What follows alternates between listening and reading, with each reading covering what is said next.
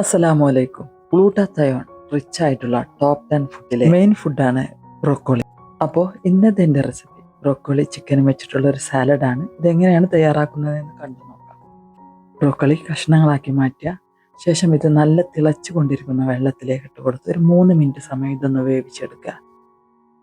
3 മിനിറ്റിന് ശേഷം ഇതിലെ വെള്ളം വാർത്തെടുക്കുന്നതിന് വേണ്ടി ഒരു സ്ട്രെയിനറിലേക്ക് മാറ്റി കൊടുക്കാം.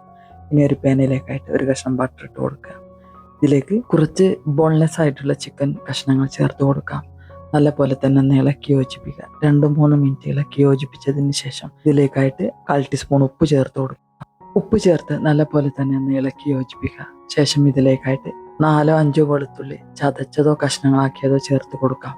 നല്ലപോലെ തന്നെ ഒന്ന് ഇളക്കി യോജിപ്പിക്കുക. വെളുത്തുള്ളിയുടെ കുത്തൽ മണക്കൊന്ന് പോയി കഴിഞ്ഞാൽ ഇതിലേക്കായിട്ട് 1/2 ടീസ്പൂൺ കുരുമുളക് പൊടി ചേർത്ത് കൊടുക്കാം കേട്ടോ. എരിവിനെ അനുസരിച്ച് കുരുമുളക് പൊടി കൂട്ടുകയോ കുറയ്ക്കുകയോ ആവാം. ഇനി കുറച്ച് സമയം ഇതൊന്ന് മൂടി വെച്ച് വേവിക്കാം. നല്ലപോലെ തന്നെ ഒന്ന് ഇളക്കി യോജിപ്പിക്കാം. മൂടി വെച്ച് വേവിക്കുമ്പോൾ വളരെ ചെറിയ തീയിലായിരിക്കണം കേട്ടോ. ചിക്കൻ്റെ വേവായി കഴിഞ്ഞാൽ ഇതിലേക്കായിട്ട് നമ്മൾ വേവിച്ചൂറ്റി മാറ്റി വെച്ച ബ്രോക്കോളി ഉണ്ടല്ലോ അത് ചേർത്ത് കൊടുക്കുക. നല്ലപോലെ തന്നെ ഒന്ന് ഇളക്കി യോജിപ്പിക്കുക. ശേഷം ഇതിലേക്കായിട്ട് ഒരു 1/4 കപ്പോളം ഫ്രഷ് ക്രീമാണ് ചേർത്ത് കൊടുക്കുന്നത്. നല്ലപോലെ തന്നെ ഒന്ന് ഇളക്കി യോജിപ്പിക്കുക. ശേഷം ഇതിലേക്കായിട്ട് കുറച്ച് ചീസ് ചേർത്ത് കൊടുക്കാം. ചീസ് ചേർത്ത് കൊടുത്ത് നല്ലപോലെ തന്നെ ഒന്നുകൂടെ ഒന്ന് ഇളക്കി യോജിപ്പിക്കുക. ശേഷം ഫ്ലെയിം ഓഫ് ചെയ്യാം. ഇനി കുരുമുളക് പൊടി ആവശ്യമെങ്കിൽ ഇതിന് മുകളിൽ ഒന്ന് തൂവി കൊടുക്കാം.